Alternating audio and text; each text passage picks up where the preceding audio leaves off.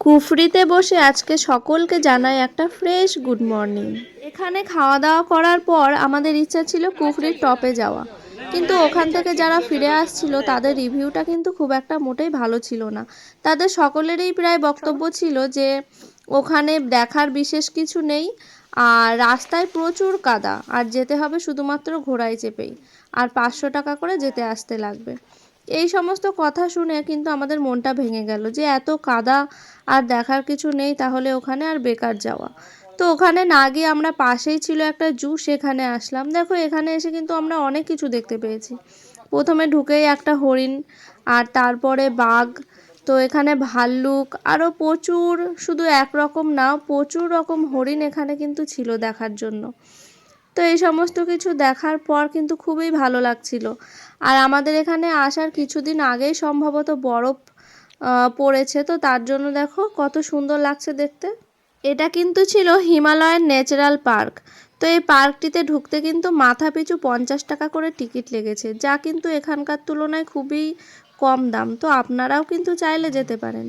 ওখানে ঘোরার পর আমরা সোজা চলে এসেছিলাম এই শেরি পাঞ্জাব নামক হোটেলটায়। তো এই হোটেলটার খাওয়া দাওয়ার মান যতটা সুন্দর, ততটাই কিন্তু এই চারিপাশের প্রকৃতিটা ছিল। তো খেতে খেতে প্রকৃতি দেখতে দেখতে কিন্তু ভালোই এনজয় করছিলাম দুজনে মিলে। ব্যাস, এখানে খাওয়া দাওয়া হয়ে গেছে। এখান থেকে কিন্তু আমরা সোজা চলে যাব সিমলার জাকু টেম্পল। এই জাকু টেম্পল বা হনুমান মন্দিরটি কিন্তু সবার টপ লিস্টে থাকে, কারণ সিমলায় যারা বেড়াতে আসেন তারা প্রায় সকলেই জানেন এই হনুমানের যে মূর্তিটা এখানে আছে তার উচ্চতা কিন্তু 108 ফুট। মানে সমস্ত সিমলা থেকে এই হনুমানের মূর্তিটি কিন্তু একমাত্র দেখা যায়। তো এটা কিন্তু ছিল আমাদের পক্ষে একটা দারুণ অভিজ্ঞতা, নতুন অভিজ্ঞতা। তো এখানে শুধু এই মূর্তিটিই নাই, এখানে অরিজিনাল মানে সত্যিকারের প্রচুর হনুমান ছিল। আমাদের হোটেলটা যেহেতু ম্যাল রোডের সাথেই ছিল, তাই ঘরে বসে সময় নষ্ট না করে আমরা চলে আসলাম এই যে ম্যাল রোডে। আর এই যে এখানে স্ক্যান্ডেল পয়েন্ট, চার্চ, কালীবাড়ি, তো এই সমস্ত দেখার জন্য কিন্তু আমরা চলে এসেছি। আর এই যে দেখো না কত সুন্দর দৃশ্য দেখা যাচ্ছে। এখানে এসে বুঝতে পারছি সিমলা এসে যদি ম্যাল রোড না ঘুরতাম, তাহলে কিন্তু সিমলার একটা বড় অংশ আমরা মিস করে যেতাম। দেখো না কত সুন্দর দৃশ্যগুলো দেখতে লাগছে।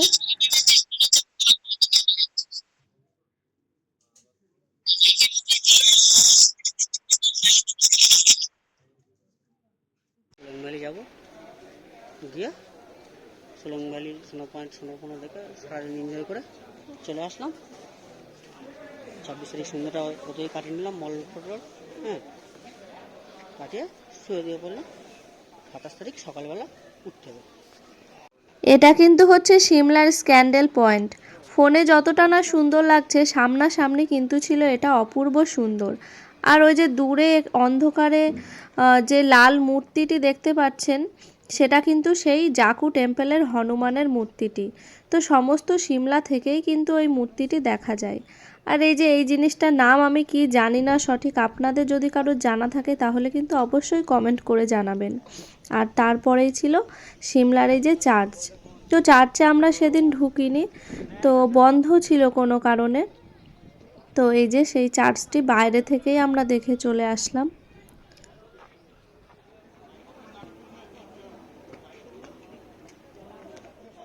গতকাল রাতে সিমলা ট্যুর আমাদের কমপ্লিট হয়ে যাওয়ার পর আজকে একটা নতুন সকালে আমরা বার হয়ে গেছি মণিকরণ আর মানালির উদ্দেশ্য নিয়ে।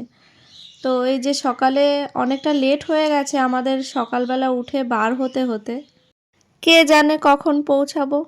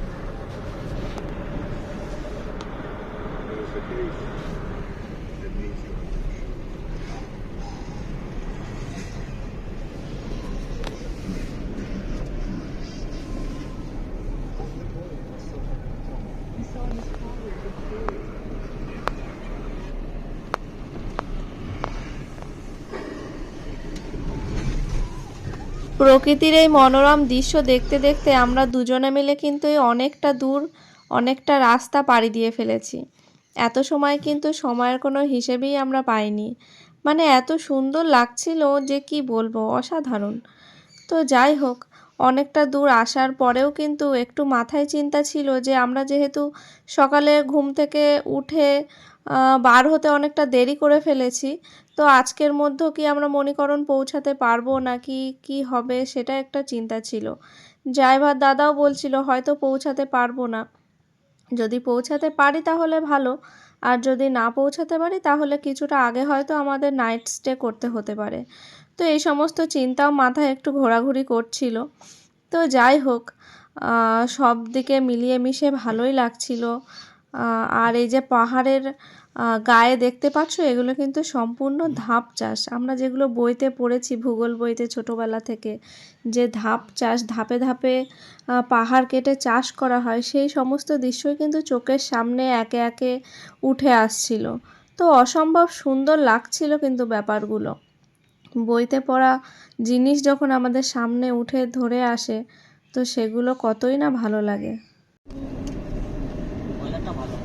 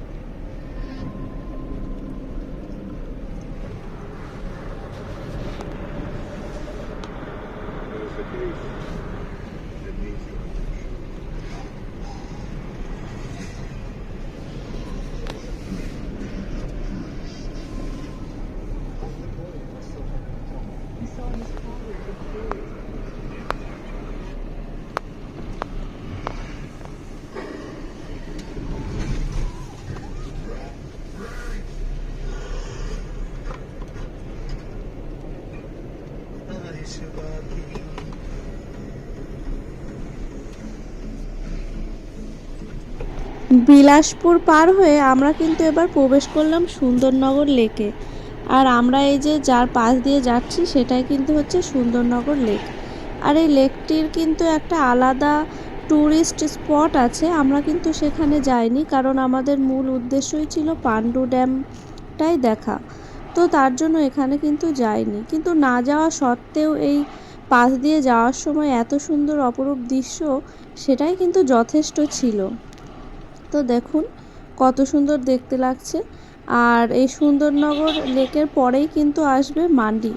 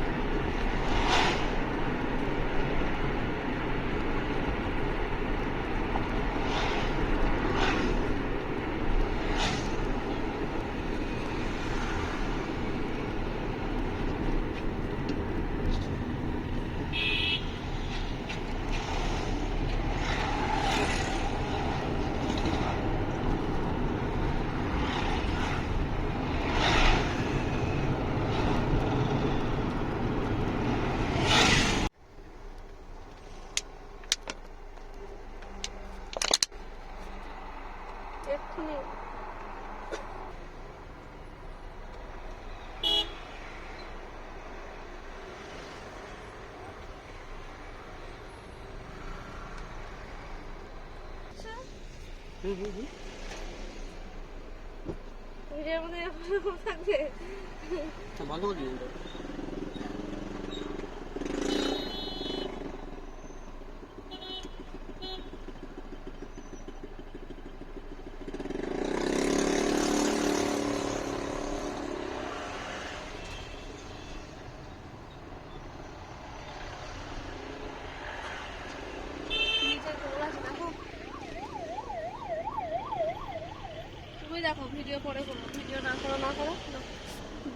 মান্ডিতে আসার সাথে সাথেই কিন্তু এই ব্যাস নদী আমাদের সঙ্গ নেওয়া শুরু করলো। আর এই সম্পূর্ণ জার্নিটা কিন্তু এই ব্যাস নদী আমাদের সাথেই ছিল। তো যার জন্য এই জার্নিটা কিন্তু আরও বেশি ভালো লাগছিল, কারণ এরকম নদীর পাশ দিয়ে যাওয়া আর এরকম প্রাকৃতিক দৃশ্য সেটা কিন্তু সত্যিই অসাধারণ ছিল। আর কিছুটা দূর যাওয়ার পরে ওই যে শিবরাত্রির যে মেলার কথা বলেছিলাম, সেই মেলার কিছু অনুষ্ঠানের দৃশ্য দেখুন এখানে ধরা পড়লো আমাদের সামনে।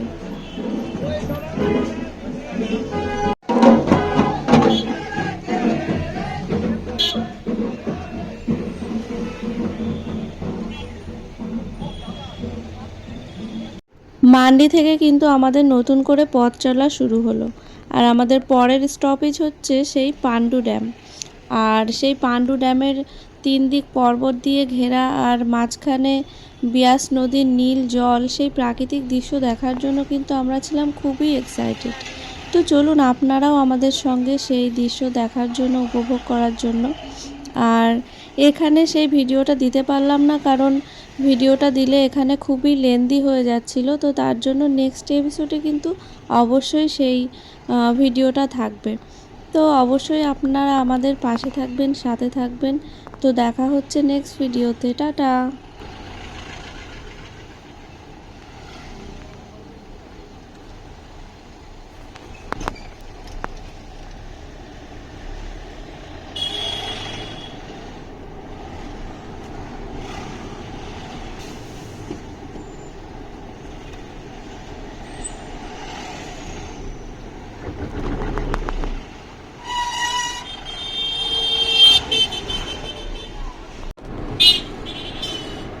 এই নদীটা দিয়ে চলতে হবে।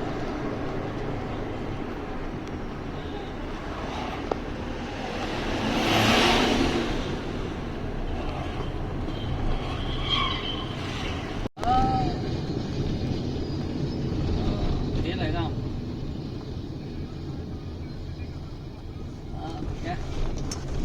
তবেই হলো তো ওই বন্ধু।